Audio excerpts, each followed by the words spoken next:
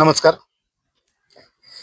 सध्या करमाळा तालुक्यामध्ये शेतकऱ्यांच्या अनुषंगाने आणि आदिनाथ कारखान्याच्या अनुषंगाने सध्या राजकारण आपल्याला दिसून येतंय. कारण की आदिनाथ कारखाना सुरू होणार, नाही होणार किंवा लिलावात निघलाय का नाही निघलाय, नेमका काय सगळी संभ्रमावस्था आहे. नोटीस निघालेली आहे.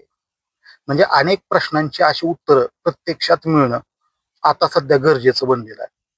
या अनुषंगानेच नेमका विषय काय, खरंच लिलाव होणार आहे का, नेमकं बारामती ॲग्रोकडे जाणंच गरजेचं होतं का, आदिनाथ कारखाना खरंच त्याच्या इलेक्शनमध्ये निवडणुकीमध्ये उतरून आमदार नारायणआबा पाटील हे खरंच फसलेत का, का राजकारणामध्ये खरंच कुठं जरा त्यांची कोंडी होते का कारखान्यामुळं. खरं म्हणजे ह्या बऱ्याचशा काही गोष्टी आहेत, ह्या गोष्टींकडे सध्या उत्तरं मिळणं गरजेचं आहे. आणि त्या अनुषंगानेच आज आपल्यासोबत आमदार नारायणआबा पाटील गटाचे प्रवक्ते सुनील तळेकर आहेत.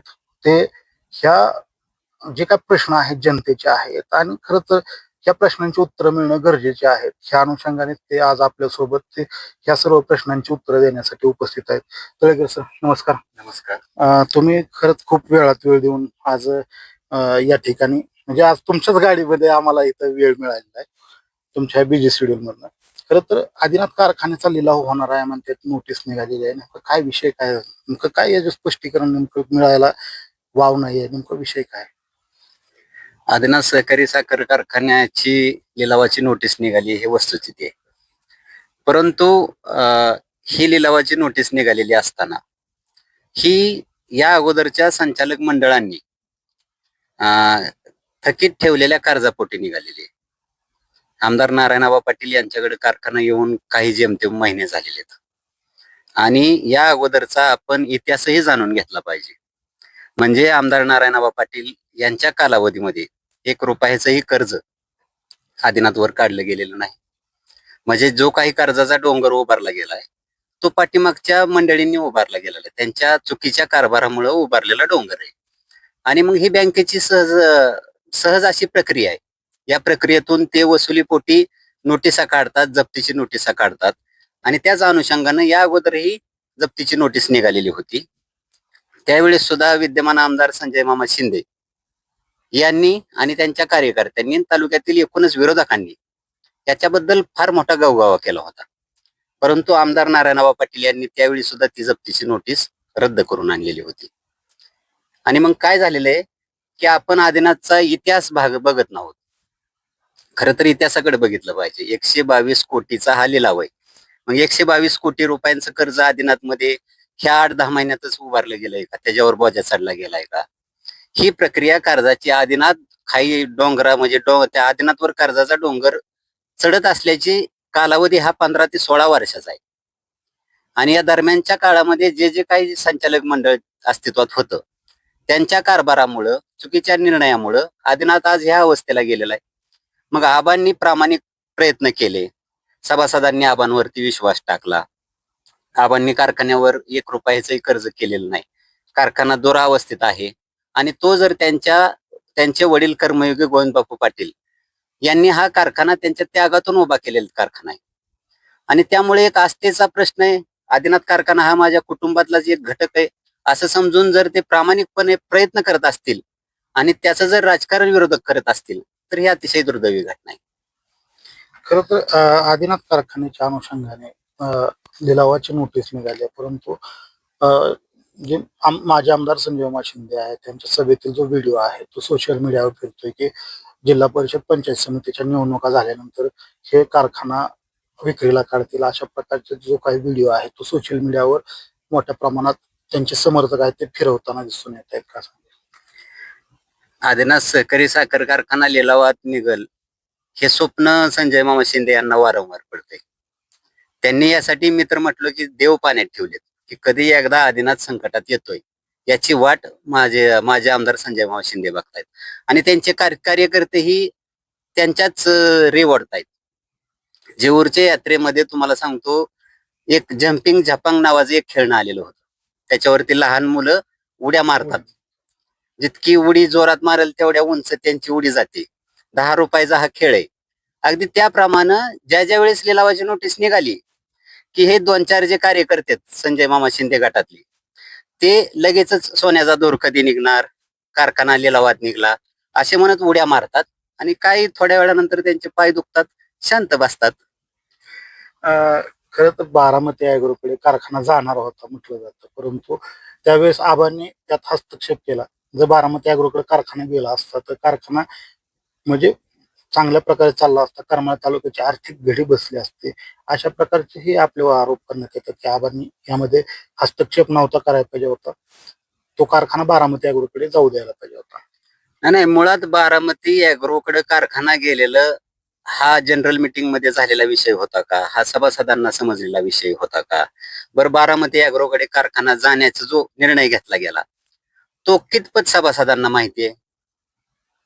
कुणालाच माहित नाही. हा विषय ऐरणीवर आला, चर्चेत यायला लागला आणि बारामती ॲग्रोनं सुद्धा करार 25 वर्षाचा करणं, पहिल्यांदा 5 वर्षाचा करणं, वाढवून घेणं, करार झाल्यानंतर 2 वर्ष कारखानाच न चालवणं, म्हणजे कुठंतरी ह्याच्यामध्ये शंका यायला लागली आणि आबांची भूमिका अशी होती की बाबा सहकार टिकला पाहिजे आणि ह्याच भूमिकेतून जर त्यांनी सहकार टिकवण्यासाठी सभासदांच्या मालकी हक्काचा हा कारखाना राहण्यासाठी जर कुठं कणखर भूमिका घेतली तर त्यात चुकीचं काय आहे?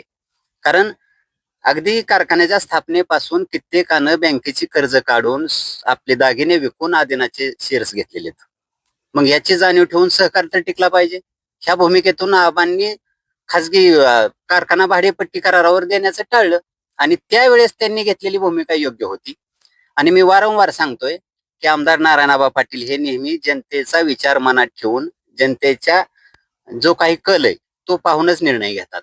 म्हणून तर आज दुसरी टर्म आहे, त्यांनी पहिल्याच वर्षी आमसभा घेतली. आमदारकीच्या बाबतीत जे काही तालुक्यातले प्रश्न आहेत ते जनतेसमोर मांडायचे, जनतेचे विचार घ्यायचे आणि त्याच्यावर कारवाई करायची. तसंच आदिनाथचे चेअरमन झाल्यापासून त्यांनी एक वार्षिक सर्वसाधारण सभा घेतलेली आहे.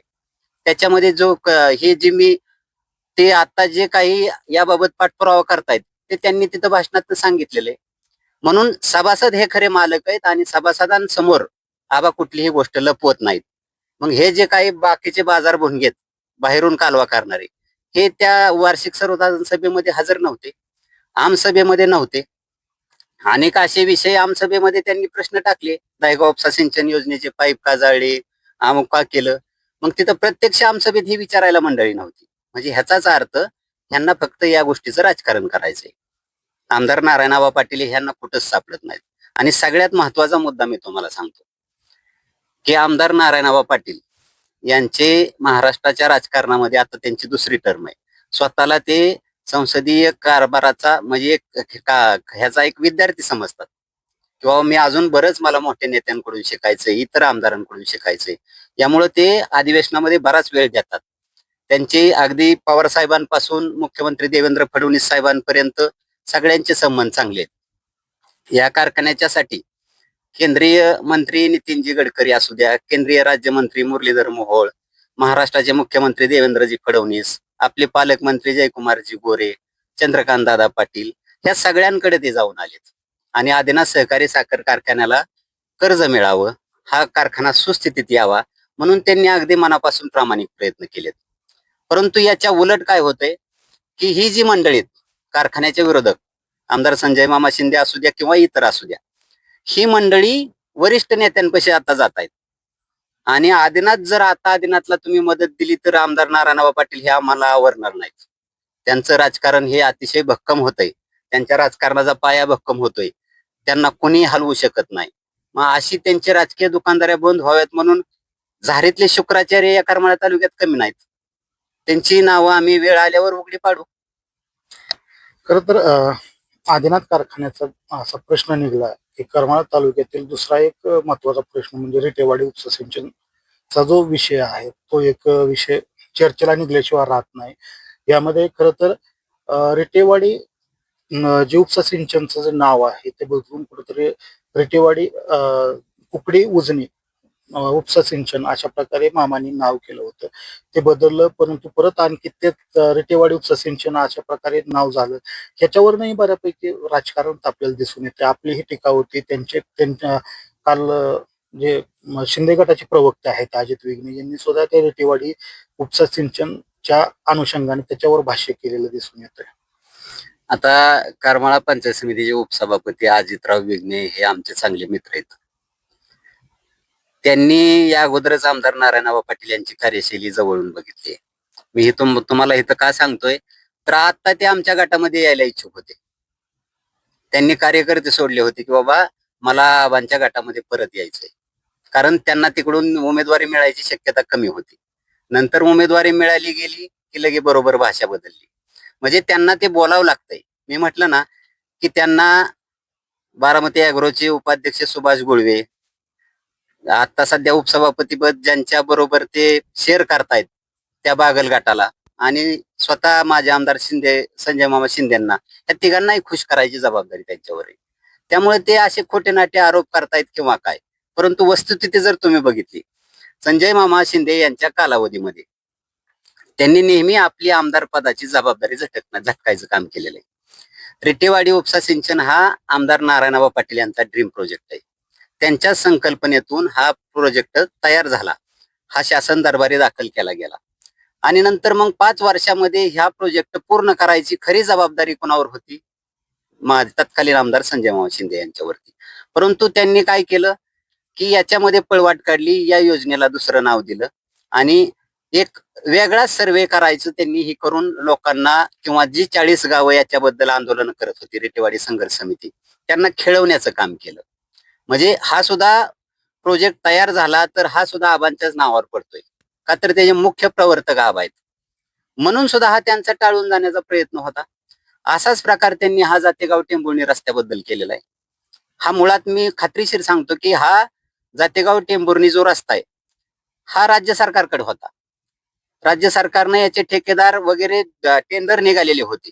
सगळी प्रोसेस झालेली असताना ह्याचं काम सुरू करायची ज्यावेळी वेळ येते, त्यावेळी संजय मामा शिंदे यांनी स्वतः केंद्र सरकारकडे हस्तांतरित करण्यासाठी अर्ज दिला, निवेदन दिलं, तिथं जाऊन प्रयत्न केले, आणि त्यांचे कार्यकर्ते काय म्हणतायत की बाबा ह्यांना ह्या रस्त्याचं ज्ञानच नाही.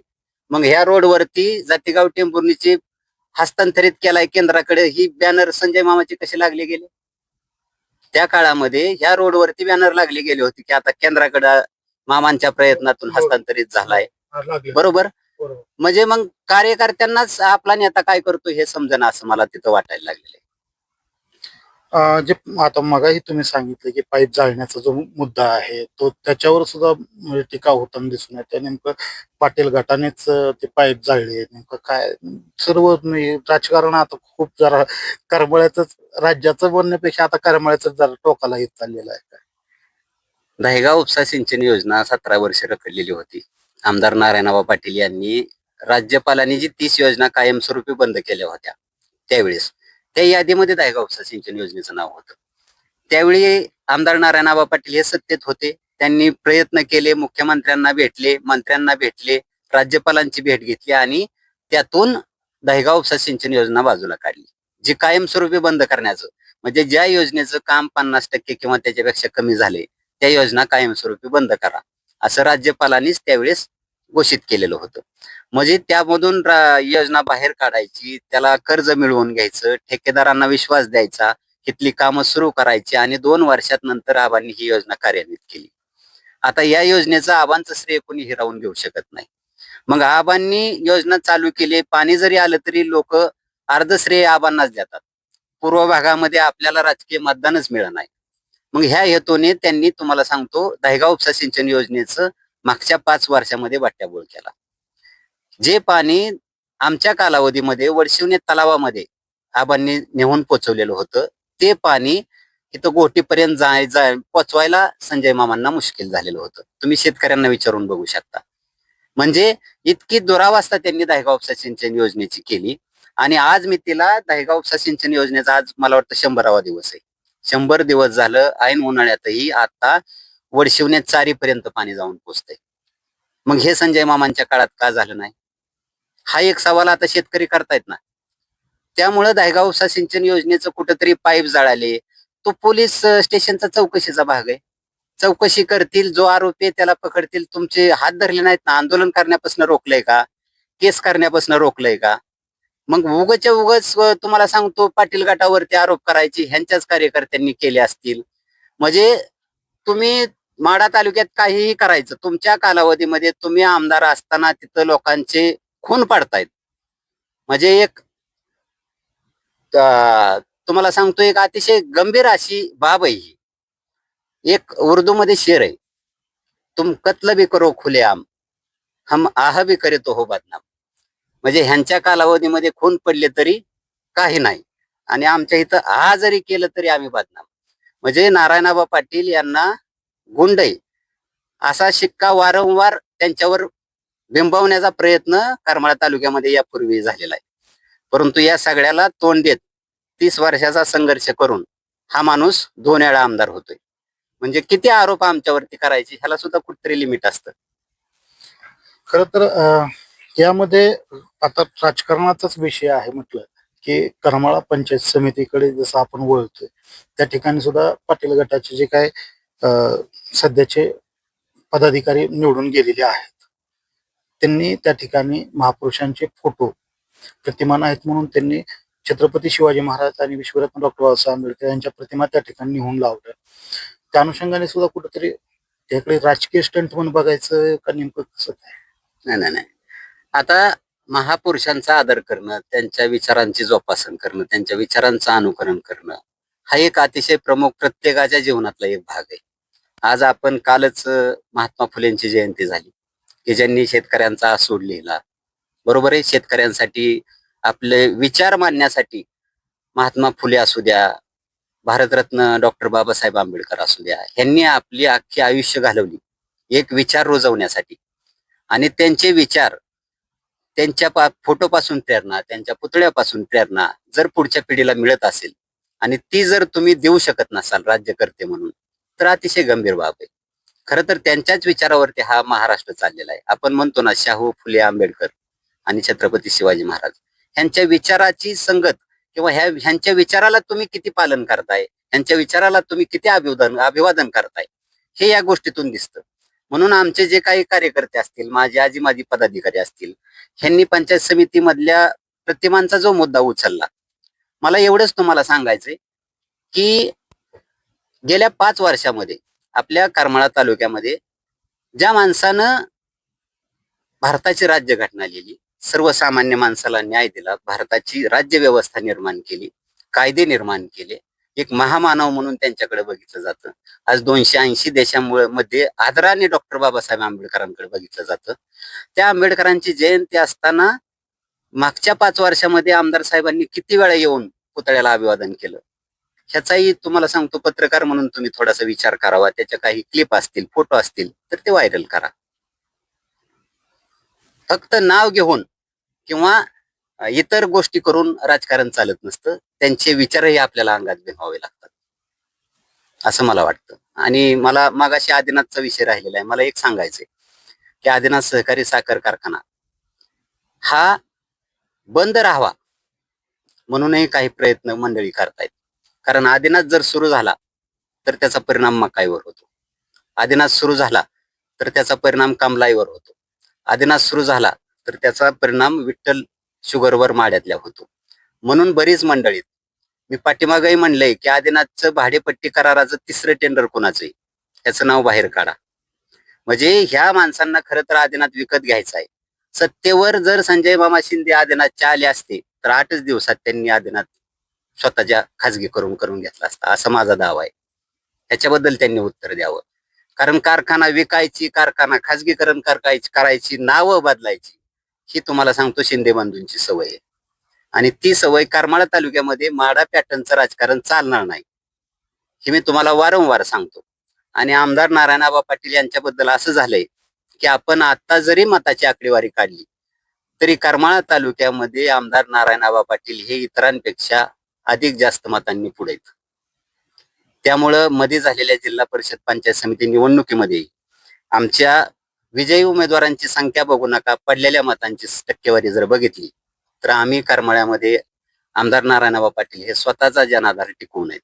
आणि म्हणून अशा पाया भक्कम झालेल्या नेत्याला हलवण्यासाठी ही सगळी मंडळी एक झालेली आहेत. आणि आता कुठंतरी त्यांना आबांना कोंडीत पकडायचं म्हणून आदिनाथचा विषय घेत आहेत. आदिनाथ बद्दल काय करायचं हे सभासद ठरवतील. ज्या विश्वासानं त्यांनी आबांपाशी कारखाना दिलेला आहे, आबा जो काही निर्णय घ्यायचा आहे भविष्यात, तो आबांचा सभासदांना विचारूनच घेतील आणि सभासदांच्या हिताचाच घेतील, याची खात्री आम्हाला आहे आणि सभासदांना सुद्धा आहे. शिंदे गटाचे कट्टर समर्थक म्हणून जे आहेत विवेक येवले यांनी सुद्धा टीका केलेली आहे. यथा राजा तथा प्रजा किंवा कार्यकर्ता, नेमकं कसं बघता याच्याकडे? आता तुम्ही सुद्धा पत्रकार आम्हाला प्रश्न असे विचारताय का नाही, की आता इतक्या महान विद्वान माणसाला मी कसं उत्तर देऊ? सांगा ना, की काय त्यांच्या टीकेबद्दल मी काय उत्तर देऊ, की ज्यांना जातेगाव टिंभुर्णी रस्ता हस्तांतरित केल्याचे बॅनर लागलेले माहीत नाहीत किंवा इतर कुठल्याही गोष्टीचा अभ्यास नाही, त्यांच्यावर वैयक्तिक टीका मला करायचीच नाही. परंतु मी जर आता म्हणले की यथा राजा तथा प्रथा त्यांच्या सुद्धा आहे, तर काय वाटेल? मग ह्याच्यात संजय मामांची मानहानी होईल का ह्यांची मानहानी होईल? हा सुद्धा विचार करण्यासारखा गोष्टी आहे. आम्ही उत्तर देऊ, आम्ही मुद्द्याला उत्तर देऊ. ते सतत म्हणतात की बाबा ह्या विषयी दिशाभूल करतो, दिशाभूल करतो. कुठल्या गोष्टीची दिशाभूल केली? मी जे मुद्दे मांडतो, मी जे मुद्दे मांडलेत त्याच्यामध्ये कुठली आली आहे दिशाभूल? मी मांडतो ना की बाबा मुद्दे तुम्ही जाहीर करा की बाबा अजित विघ्नेंनी कारखान्यावरती 122 कोटीचा डोंगर कुणामुळे चढला ह्याची नावं जाहीर करावी. त्यांना 2 तासात तर त्यांचा राजीनामा घेतला जाईल. म्हणजे तुम्ही कारखान्याला मातीत घालणाऱ्याच्या बरोबर मांडीला मांडी लावून सत्तेत बसताय. निवडणूक काळात त्यांच्या बरोबर जागा वाटून घेताय, निवडून आल्यानंतर त्यांच्या बरोबर पदांची वाटणी करून घेताय आणि आरोप 8-10 महिने झालेल्या नारायणाबांवरती करताय. वेळ द्या ना. व्हेंटिलेटरवर असलेला कारखाना आहे, पूर्वस्थितीत आणण्यासाठी अहो साधा आपलं एकदा आजारी पडलं तर डॉक्टर 3 दिवसाच्या गोळ्यांचा डोस देतात. हा, इतकी 17 वर्षाची तुम्हाला सांगतो आदिनाथची दुरावस्था केली. हे पहिल्या दिवसापासून म्हणतायत सोन्याचा धूर कधी निघणार. म्हणजे सोन्याचा धूर काढू, सगळा धूर काढू, पण थोडासा सबुरीने घ्या म्हणाव. ही वागणं बरं नाही, वांगाळ आहे जरा. जे महाराष्ट्राचा अर्थसंकल्प अधिवेशन झाला, अर्थसंकल्पीय अधिवेशन, यामध्ये करमाळा तालुक्यासाठी आमदार नारायणआबा पाटील यांनी नेमकं किती निधी आणलाय, नेमकं काय विकास काम कशा प्रकारे होणार आहे, अशा प्रकारचा सुद्धा मुद्दा उपस्थित केला जातो विरोधकांकडून. कशा प्रकारे ह्या सर्वच मुद्द्यांना उत्तर देणार आहात? आता वारंवार विरोधक विचारतायत की अर्थसंकल्पात तुम्ही किती निधी मंजूर करून आणला, करमाळा तालुक्यासाठी किती आतापर्यंत वर्षभरात काम केली. मला काय म्हणायचंय की आमदार नारायणआबा पाटील यांनी आता नुकत्याच झालेल्या अधिवेशनात, त्याच्या अगोदर झालेल्या अधिवेशनात करमाळा तालुक्यातला प्रत्येक प्रलंबित प्रश्न मांडला, सभागृहात बोलून मांडला. त्याच्या व्हिडिओ क्लिप्स आहेत आणि त्याची नोंद सभागृहाच्या कामकाजात झालेली आहे. ते सोशल मीडियावरती सगळीकडे व्हायरल झालेले आहे. म्हणजे गेल्या 5 वर्षामध्ये संजय मामा जरी एकदा बोलत असतील तर आमदार नारायणआबा पाटील सध्याच्या काळात एकाच अधिवेशनात 10-10 प्रश्न मांडतायत. आता मला विचारायचंय की बाबा तुमच्या मार्फत मला एक विचारायचंय की बाबा सोलापूर जिल्ह्यामध्ये बार्शीचे आमदार दिलीपराव सोपल असतील, माड्याचे आमदार अभिजित पाटील असतील, पंढरपूरचे आमदार समाधान आवतडे असतील, मोहोळचे आमदार राजू खरे असतील, देशमुख विजयकुमार देशमुख, आमदार सुभाषजी देशमुख, आमदार सचिनजी कल्याण शेट्टी, ही सगळी आमदार मंडळी आपल्या जिल्ह्यामध्ये काम करतायत. तुम्हाला या वर्षभरामध्ये वर्तमानपत्रामध्ये बातमी आलेली आहे का बाबा माढा तालुक्यासाठी 400 कोटी रुपये मंजूर, बार्शी तालुक्यासाठी 150 कोटी रुपये मंजूर? कुठं बातमी दिसते का? म्हणजे सरकारची धोरणं, निधी वाटपाचं तंत्र ह्याच्या बरोबरच करमाळा तालुक्याला सुद्धा त्यांच्याच बरोबर आहे ना. आणि मग एवढं असून सुद्धा आज भीतीला करमाळा तालुक्यामध्ये 70 कोटी रुपयांची कामं आमदार नारायणआबा पाटील यांच्या माध्यमातून चालू आहेत. मग तो जिल्हा नियोजन मंडळाचा निधी असेल किंवा आमदार फंडाची कामं चालू असू द्या. आज जवळपास 150 डीपी ट्रान्सफॉर्मर शेतकऱ्यांसाठी उपलब्ध करून देण्याचं काम आबांनी केलेलं आहे. एका डीपी साठी तुम्हाला सांगतो 12-13 लाखाचं इस्टिमेट आहे. म्हणजे 150 डीपीचं तुम्ही अंदाज करा. त्याची कामं चालू आहेत. रस्त्याची कामं, गावांतर्गत रस्ते सिमेंट कॉन्क्रीटचे चालू आहेत त्याची. म्हणजे कामं नाहीत असं काही नाही. रेटेवाडीसाठी पाठपुरावा चालू आहे, त्याचा आवाज तिथं उठवला जातोय. ह्या रस्त्यांचा प्रश्नासाठी आवाज उठवला जातोय. म्हणजे आबांचा मनापासून पाठपुरावा चालू आहे. ज्यावेळी सरकारचं धोरण सरकारच्या तिजोरीमध्ये पैसा असेल, सरकार महाराष्ट्रामध्ये उद्योग आणायचं बघतंय. आणि मी मगाशीच सांगितलं की आबांचा पहिला उद्देश हा मतदारसंघाचा विकास आहे. याच्यासाठी ते अगदी सचिवापासून मंत्र्यांपर्यंत कुणाचेही पाय धरायला तिथं तयार असतात. कारण मला दिलेलं मत हे कितीतरी मोलाचं आहे. मी त्या मताची त्या ऋणाची म्हणजे उतराई करण्यासाठी मी मंत्रालयात कुणाचेही पाय धरेल, ही त्यांची भूमिका आहे. आणि ही लवचिक भूमिकाच त्यांना 2014 ते 19 मध्ये जवळपास 1400 कोटी रुपयांची कामं आदरणीय आमदार नारायणआबा पाटील यांच्या माध्यमातून झाली होती. त्याच्यामुळे बघूया, रेटेवाडी उपसा सिंचन योजना हा नियोजित प्रकल्प आहे. आबा याच्यासाठी सुद्धा वारंवार प्रयत्न करतायत. मला सांगा, रेटेवाडी उपसा सिंचन योजनेसाठी कुकडी कालवा सल्लागार समितीच्या 2 बैठका झाल्या. अहिल्यानगर येथे बैठक झाली. दोन्ही बैठका अहिल्यानगर येथे झाल्या. त्यावेळी आमदार नारायणआबा पाटील यांनी रेटेवाडी उपसा सिंचन योजनेच्या सर्वेक्षणासाठी जलसंपदा मंत्री राधाकृष्णजी विखे पाटील यांना विनंती केली की याच्यासाठी निधी मिळावा. त्याच्यानंतर तसा अहवाल तुम्हाला सांगतो तयार करण्याचे आदेश मंत्री महोदयांनी दिले. आणि हा विषय जलसंपदा विभागाच्या नियामक मंडळाच्या बैठकीत घ्या, मसुदा समितीच्या, आणि त्याच्यामध्ये तुम्हाला सांगतो हा विषय घेऊन त्या बैठकीत त्याला मान्यता द्या, असे आदेश विखे पाटलांनी संबंधित विभागाला दिलेले. आणि या सर्वेक्षणासाठी 50 लाख रुपयांचा निधी आमदार नारायणआबा पाटील यांनी रितसर निवेदनाद्वारे मंत्री महोदयाकडे मागितलेला आहे. आता सुद्धा कालवा सल्लागार समितीची मागच्या 2 दिवसापूर्वी बैठक होती. या बैठकीतही एक आठवण करून द्यावी किंवा या कामाचा पाठपुरावा करावा म्हणून आमदार नारायणआबा पाटील हे तयारीत होते. परंतु मला वाटतं पोटनिवडणूक अहिल्यानगर येथे लागलेली आहे आणि त्या अनुषंगानं कुकडी सल्लागार समितीची बैठक रद्द झाली. आणि या अगोदरही मंत्रालयात कुकडी संघर्ष समितीच्या कार्यकर्त्यांना समवेत घेऊन आमदार नारायणआबा पाटील यांनी पालकमंत्र्यांच्या केबिनमध्ये या संदर्भात बैठक घेतलेली आहे. म्हणजे आमदार नारायणआबा पाटील यांचे प्रामाणिक प्रयत्न जनतेला दिसून येत आहेत.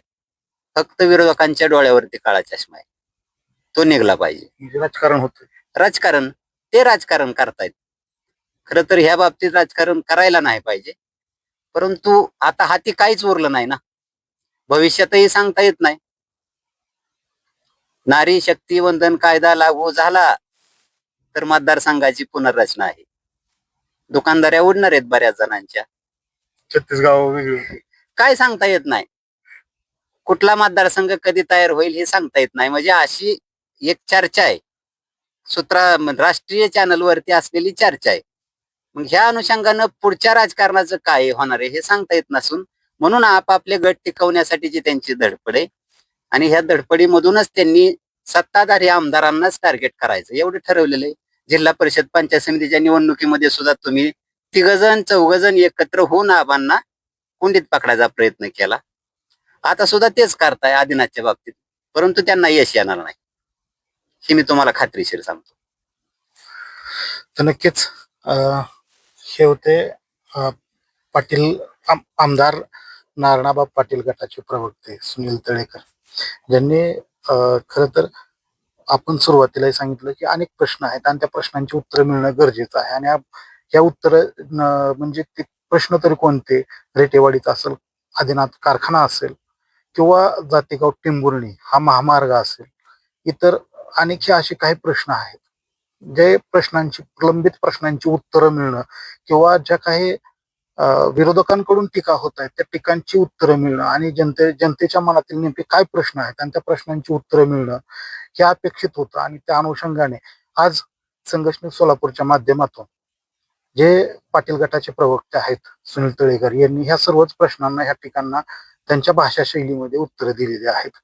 त्यामुळं आता खरं तर राजकारण हे होत असतं, परंतु राजकारण आणि समाजकारण ह्या एकाच नाण्याच्या 2 बाजू आहेत. आणि ज्यावेळेस ह्या दोन्ही बाजू ह्या समतोलाने चालतात त्यावेळेस नक्कीच कुठेतरी एक जे मतदार असतो, तो मतदार ज्यानं मत देऊन एक विकासाची आशा धरलेली असते, त्या मतदारांचा विश्वास सार्थ ठरतो. त्यामुळे खरं तर आता या सर्व परिस्थितीकडे जसं तळेकर सरांनी सांगितलं जसं आदिनाथ कारखान्याविषयी हे सर्व विश्लेषण मांडलं किंवा आदिनाथ कारखान्यावर जे कर्ज आहे ते कर्ज नेमकं कुणाचं आहे याचा विचार करावा किंवा जातेगाव टेंभुर्णी हा महामार्ग नेमका कुणी केंद्राकडे पाठवला, ह्याचं निवेदन कुणाचं होतं, ह्या अनेक प्रश्नांची उत्तर आणि सखोल अशी त्यांनी उत्तर दिली आहेत. त्यामुळं खरं तर ह्या उत्तराने जनतेच्या मनामध्ये जी काही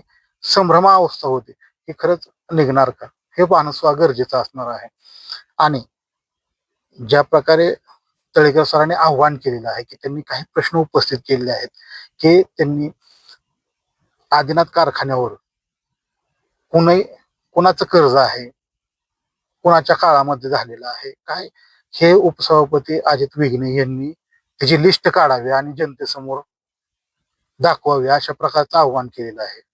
आणि त्यामध्ये त्यांनी सांगितलेलं आहे, म्हणजे मार्मिक टोला म्हणलं तर वावगं ठरणार नाही, त्यामध्ये असंही म्हटलेलं आहे जर त्यांच्यात दमक असेल त्यांनी लिस्ट जर काढली तर दुसऱ्या दिवशी त्यांना घरी बसावं लागेल. आता ही टीका होती ही मार्मिक टोला होता का नेमकं वेगळं काय हे आपण सांगणार नाही, परंतु ह्या सर्व राजकारणामध्ये करमाळा तालुक्याच्या जनतेचा विकास होणं तितकंच गरजेचं असणार आहे. संघर्ष न्यूज सोलापूरसाठी सिद्धार्थ वाघमारे, करमाळा.